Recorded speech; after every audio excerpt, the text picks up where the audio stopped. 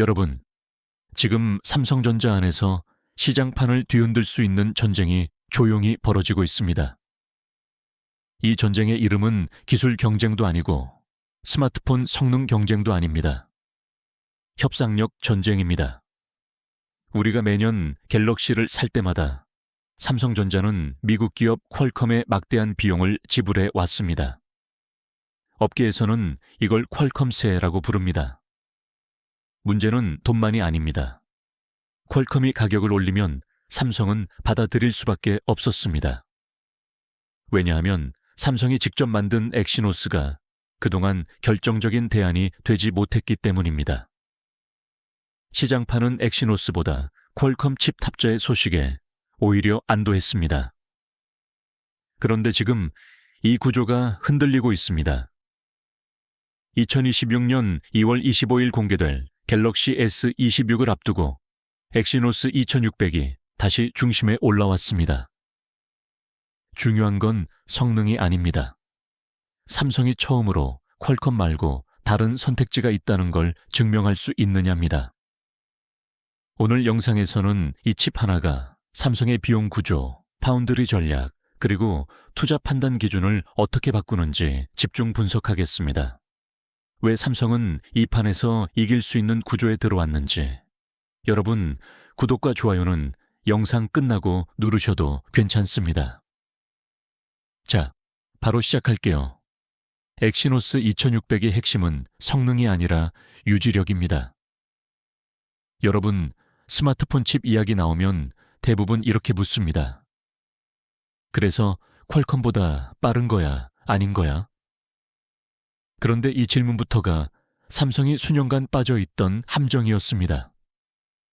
스마트폰에서 진짜 중요한 건 순간 최고 속도가 아니라 그 성능을 얼마나 오래 유지하느냐이기 때문입니다. 마라톤 선수가 출발 100m만 전력 질주하고 나머지는 걷는다면 의미가 없습니다. 42.195km 내내 일정한 페이스를 유지하는 선수가 결국 이깁니다. 그동안 엑시노스가 딱 그랬습니다. 벤치마크 처음 돌릴 때는 숫자가 나쁘지 않았습니다. 하지만 게임을 조금만 오래 하거나 영상 촬영을 연속으로 하면 발열이 급격히 올라가고 성능이 눈에 띄게 떨어졌습니다. 이른바 스로틀링 문제입니다. 칩 내부 온도가 일정 수준 이상 올라가면 시스템이 안전을 위해 의도적으로 성능을 낮추는 현상입니다. 사용자 입장에서는 쓰다가 갑자기 버벅거린다는 경험으로 다가옵니다. 이게 반복되다 보니 엑시노스는 실사용에서 믿기 어렵다는 인식이 굳어졌습니다. 리뷰어들도 커뮤니티도 심지어 매장 직원들조차 가능하면 스냅드래곤 모델 추천이라는 말이 공공연했습니다. 여기서 경제학 용어로 설명하면 이렇습니다. 삼성은 수년간 매물 비용의 오류에 빠져 있었습니다. 이미 엑시노스 개발에 수조 원을 쏟아부었으니까 계속 밀어붙여야 한다는 생각이었죠. 그런데 이번 엑시노스 2600에서 삼성이 집중한 포인트는 최고 점수가 아니라 성능의 지속성입니다. 2026년 1월 공개된 테스트 결과를 보면 엑시노스 2600은 오랜 시간 안정적으로 성능을 유지하는 쪽으로 설계 방향이 완전히 바뀌었습니다. 특히 주목할 만한 건 GPU 성능입니다. 엑시노스 2600에 탑재된 엑스클립스 960 GPU는 레이트레이싱 테스트에서 퀄컴 스냅드래곤 8 엘리트 5 세대를 제쳤습니다. 벌칸 벤치마크에서는 24,726점을 기록하며 퀄컴의 27,708점과 약 12% 차이까지 좁혔습니다. 2025년 9월만 해도 격차가 21%였던 걸 감안하면 몇 달 만에 9%포인트나 줄인 겁니다. 게임을 오래 돌려도 프레임이 크게 흔들리지 않고 발열로 인한 버벅거림이 눈에 띄게 줄어들었다는 평가입니다. 특히 삼성이 처음 도입한 HP 비발열 관리 기술이 실제로 효과를 내고 있습니다. CPU 종합 성능에서는 퀄컴이 여전히 앞섭니다. 긱벤치 6 기준으로 엑시노스 2600은 멀티코어 11,621점을 기록한 반면 퀄컴은 11,770점을 기록했습니다. 하지만 AI 연산 부분에서는 오히려 우위를 보입니다. 업계 내부 테스트 결과에 따르면 엑시노스 2600의 NPU 성능은 애플 A19 프로 대비 약 6배, 퀄컴 대비 약 30% 높은 것으로 알려졌습니다. 온디바이스 AI 시대가 본격화되는 시점에서 이 차이는 실사용 경험에서 체감 가능한 수준입니다.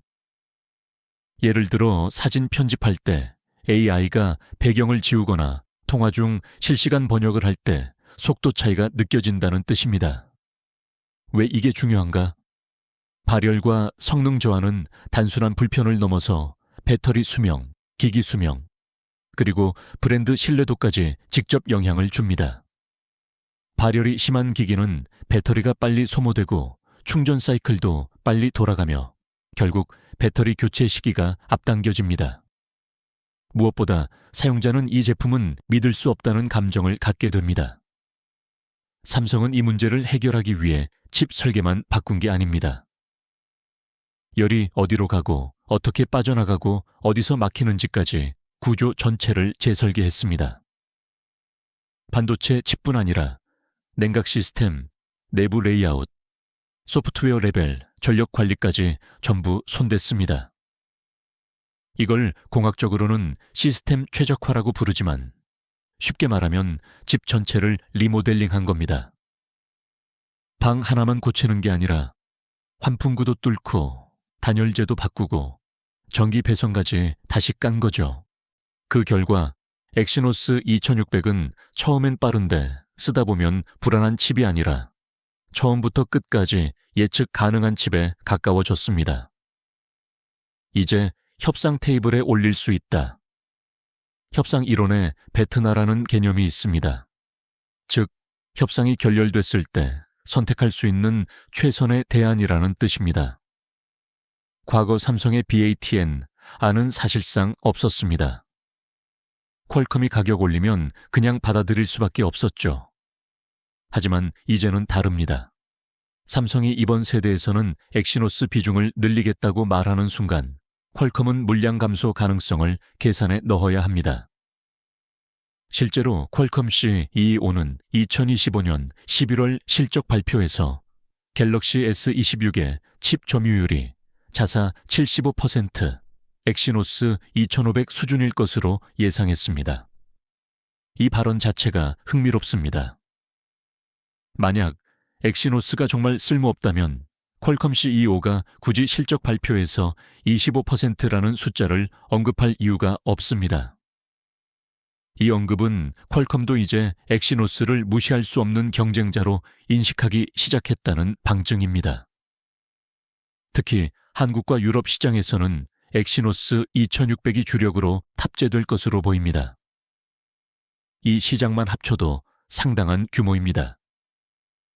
이제 다음 단계에서 볼 건 삼성이 이 성능 변화를 가능하게 만든 진짜 뿌리입니다. 바로 이 나노지 AA 공정입니다. 여기서부터 이야기는 단순히 스마트폰 칩을 넘어갑니다. 엑시노스 2600이 이전 세대와 완전히 다른 성격을 갖게 된 이유는 설계만의 문제가 아닙니다. 그 뿌리에는 삼성이 사활을 걸고 밀어붙인 이 나노지 AA 공정이 있습니다. GAA가 뭐길래? 반도체 공정 이야기는 어렵게 들리지만 핵심만 잡으면 아주 단순합니다. 반도체는 결국 전기를 얼마나 정확하게 흐르게 하고 멈추게 하느냐의 싸움입니다. 수십억 개의 작은 스위치가 1초에 수십억 번씩 켜졌다 꺼졌다를 반복하며 연산을 처리합니다. 그런데 공정이 미세해질수록 스위치들이 더 작고 빽빽하게 모일수록 전기가 새는 문제가 심각해집니다. 누설 전류가 늘어나면 발열은 커지고 배터리는 빨리 닳고 성능 유지도 어려워집니다. 기존 핀펫 방식은 전기가 흐르는 통로를 몇 면에서만 잡아주는 구조였습니다. 마치 강물을 양쪽 제방에서만 막는 것과 비슷합니다. 아무리 꽉 잡아도 틈이 생길 수밖에 없었죠. 여기서 삼성이 선택한 해법이 GAA, 즉 게이트 올 어라운드 방식입니다. 전기가 흐르는 통로를 사방에서 감싸서 새는 전류 자체를 근본적으로 줄이는 구조입니다. 비유하자면 강물을 제 방으로만 막는 게 아니라 아예 파이프 속에 가두는 겁니다. 이 차이 하나로 같은 전력을 써도 성능은 더 안정적으로 나오고 열은 훨씬 관리하기 쉬워집니다. 중요한 포인트는 따로 있습니다. 삼성은 EGAA를 이론이 아니라 이미 양산 경험으로 쌓아왔다는 점입니다. 3나노 공정부터 실제로 제품을 찍어내며 실패도 겪고 수율 문제도 맞닥뜨리고 현장에서 노하우를 축적했습니다.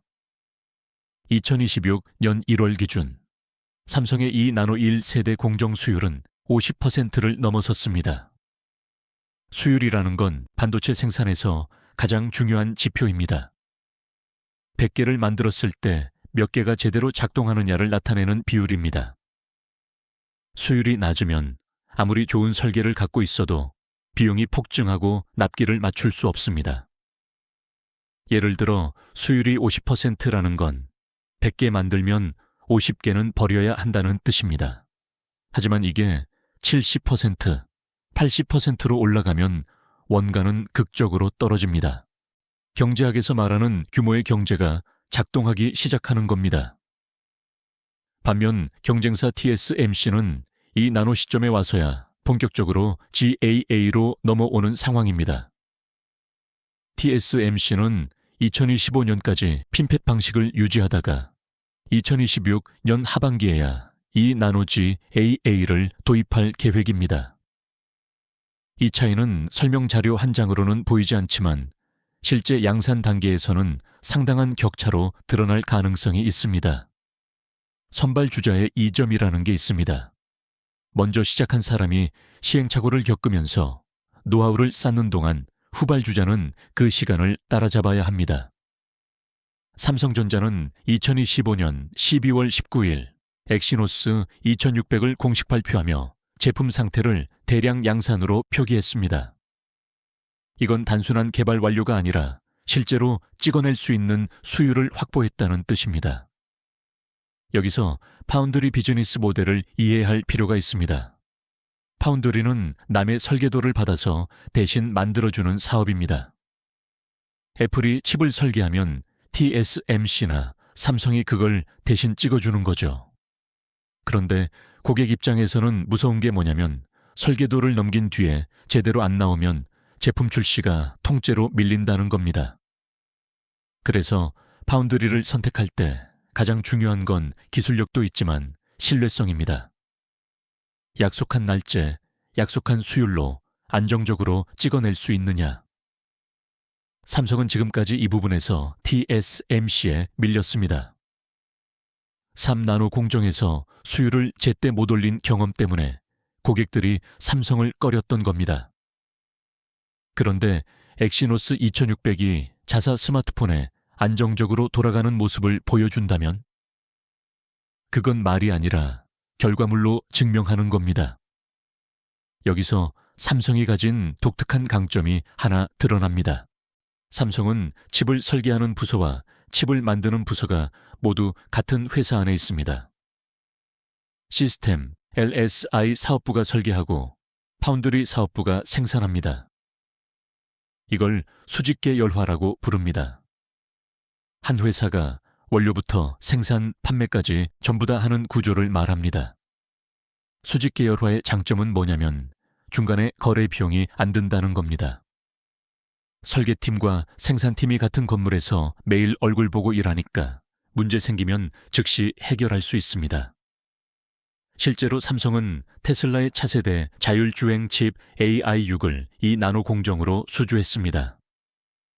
업계 추정에 따르면 계약 규모는 22조 원대로 삼성 파운드리가 받은 단일 계약 중 최대 규모입니다. 이게 왜 중요하냐면 테슬라는 TSMC의 주요 고객이었기 때문입니다. 테슬라가 삼성으로 일부 물량을 옮겼다는 건 삼성의 이 나노 기술을 신뢰하기 시작했다는 신호입니다. 특히 자율주행 칩은 사람 목숨이 걸린 제품입니다. 여기에 불량이 나오면 차 전체를 리콜해야 하고 브랜드 이미지에 치명타를 입습니다. 그런 칩을 삼성에 맡겼다는 건 테슬라가 삼성 파운드리의 수율과 안정성을 검증했다는 뜻입니다. 가격 인상이라는 자신감. 그래서 최근 삼성은 파운드리 가격 인상이라는 상식과는 다른 선택을 합니다. 보통 시장 2등은 가격을 낮춰 고객을 끌어오지만 삼성은 오히려 이제는 제값을 받겠다는 쪽으로 방향을 틀었습니다. 이건 무모한 배짱이 아닙니다. 수율과 공정 안정성에 대한 내부 확신이 없으면 절대 할 수 없는 선택입니다. 삼성은 이제 이 나노지 AA 공정에서 업계의 골든 임계값인 70% 수율을 공식적으로 달성했습니다. 이 성과는 차세대 이 나노노드에 대해 업계 표준과 대등한 수준의 양산 안정성을 처음으로 증명한 겁니다.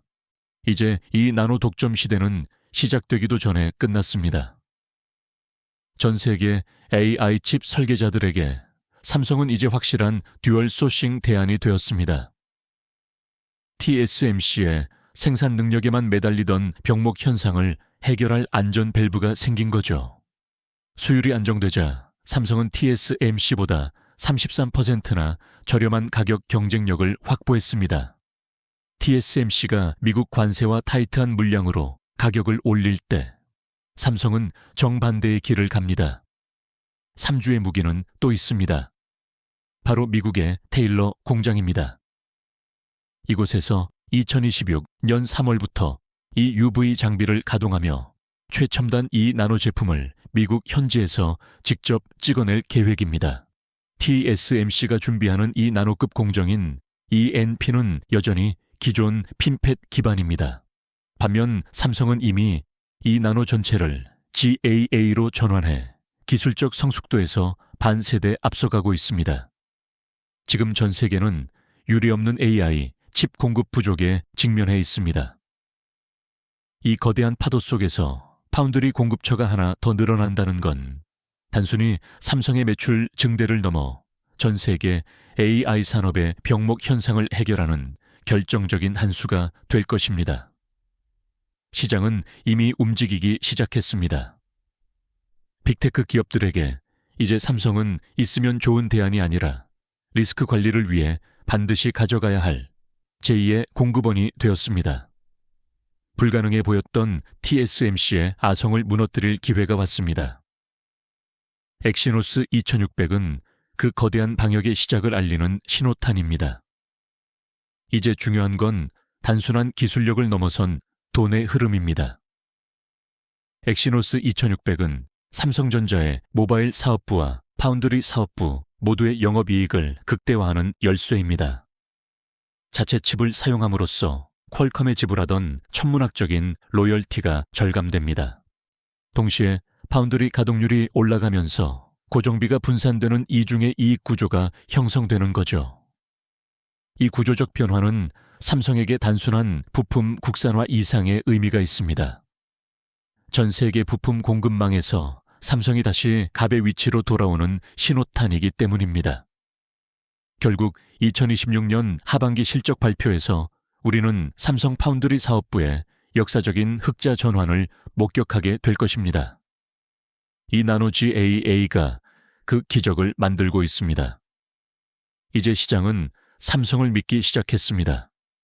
수율의 증명, 테슬라의 선택, 그리고 안정적인 공급 능력이 삼성을 다시 세계 최고의 자리로 이끌고 있습니다. 이제 스마트폰을 넘어 PC 시장에서도 거대한 변화가 일어나고 있습니다. 바로 온디바이스 AI, 성능이 핵심인 AI PC의 시대입니다. 삼성은 갤럭시 S26의 성공을 발판 삼아 자체 이 나노 공정으로 제작된 엑시노스 PC 시리즈를 통해 노트북 프로세서 시장에도 본격적으로 도전장을 내밀었습니다. 수십 년간 이어진 X86의 아성을 무너뜨리는 건 결국 전력 효율입니다. 삼성의 이 나노 GAA 기술은 전력 소모를 혁신적으로 줄여 펜 없는 노트북에서도 고성능 AI 연산을 가능하게 합니다. 이것은 단순한 제품군 확장이 아닙니다. 스마트폰에서 검증된 AI 성능이 노트북으로 이어지고 모든 기기가 하나의 거대한 AI 생태계로 묶이는 수직계 열화의 완성입니다. 이제 전 세계 사용자들은 삼성이 제공하는 끊김없는 AI 경험에 매료될 것입니다. 이 나노 공정이 이끄는 이 거대한 흐름은 이제 그 누구도 막을 수 없습니다. 삼성은 이제 혼자가 아닙니다. 구글, 마이크로소프트와의 깊은 협력을 통해 2026년까지 8억 대의 기기에 갤럭시 AI를 탑재하는 거대한 동맹을 완성했습니다. 온디바이스 AI는 개인정보를 보호하고 클라우드 AI는 더 거대한 연산이 필요할 때 선택적으로 작동합니다. 이 하이브리드 전략이 삼성 AI의 핵심입니다. 그리고 전설의 시작, 코드네임 율리시스라 불리는 엑시노스 2700이 이미 베일을 벗기 시작했습니다. 이 나노 2세대 공정 SFEP의 정수입니다. 새로운 F, OW, LPS, BS. 패키징 기술은 발열의 근본 원인을 해결합니다. 이제 엑시노스 2700은 전력 효율에서 퀄컴을 완전히 압도할 준비를 마쳤습니다. 싱글코어 4800점, 멀티코어 15000점. 이것은 단순한 숫자가 아닙니다. 삼성이 파운드리와 설계의 결합으로 만들어낸 성능의 기적입니다. 3주의 시선은 이제 스마트폰을 넘어 자동차로 향하고 있습니다. 전 세계 자동차가 바퀴 달린 컴퓨터로 변하면서 전례 없는 기회가 열리고 있습니다. 테슬라에 이어 독일의 자이언트 BMW가 삼성을 선택했습니다. 차세대 전기차 iX3의 두뇌로 엑시노스 오토 V920이 탑재됩니다. 이것은 유럽 시장 공략의 핵심 교두보입니다. 유럽의 까다로운 안전 기준과 보안 규정을 모두 통과했다는 건 삼성의 기술력이 이미 세계 최고 수준에 도달했음을 의미합니다. 이제 아우디, 폭스바겐에 이어 BMW까지 3주의 생태계로 들어왔습니다. 이제 전 세계 도로 위를 달리는 수천만 대의 전기차 속에 삼성의 반도체가 심장이 되어 뛸 것입니다. 테슬라의 AI6, BM의 V920이 그 시작입니다. 수율이 70%를 넘어서며 자신감을 얻은 삼성은 이제 더 큰 파트너를 원하고 있습니다. 현대차, 페라리, 메르세데스 벤츠까지 3주의 이 나노치 AA가 그들의 차세대 모델을 위해 대기 중입니다. 3주는 이제 꿈의 숫자에 도전합니다. 2026 연간 영업이익 66조 원. AI 칩 수요 폭발과 파운드리 흑자 전환이 이 숫자를 현실로 만들고 있습니다. 불가능이라 여겼던 이 나노지 AA 수율 70% 달성. 이것은 단순한 숫자가 아닙니다. 3주가 다시 세계 최고의 반도체 명가로 복귀했음을 알리는 선언입니다. 시장은 이미 응답했습니다. 이 나노 주문량이 작년 대비 130% 폭증했습니다. TSMC의 독점을 견제하려는 전 세계 빅테크들이 이제 3주를 필두로 새로운 줄을 서고 있습니다. 2026 년 3월 테일러 공장의 본격 가동은 게임의 규칙을 바꿀 것입니다. 미국 현지에서 직접 찍어내는 최첨단 AI 칩은 공급망의 판도를 뒤흔들 3주의 핵심 무기입니다. 우리는 이제 더 이상 쫓아가는 추격자가 아닙니다. 이 나노 GAA와 엑시노스 2600을 통해 3주는 다시 한번 기술의 정점에 섰습니다. 이것이 바로 우리가 기다려온 반전의 서막입니다. 지금까지 본 것처럼 엑시노스 2600은 단순한 칩 하나가 아닙니다. 파운드리, 설계, 그리고 모바일 생태계 전체를 다시 세우는 3주의 자존심입니다. 오늘 분석이 흥미로우셨다면 구독과 좋아요 부탁드립니다. 여러분의 관심이 더 깊이 있는 분석을 만드는 힘이 됩니다. 알림 설정까지 하시면 3주의 다음 행보를 가장 빠르게 보실 수 있습니다. 3주의 방역은 이제 막 시작됐습니다. 시청해 주셔서 감사합니다. 다음 영상에서 더 놀라운 소식으로 찾아뵙겠습니다. 안녕히 계십시오.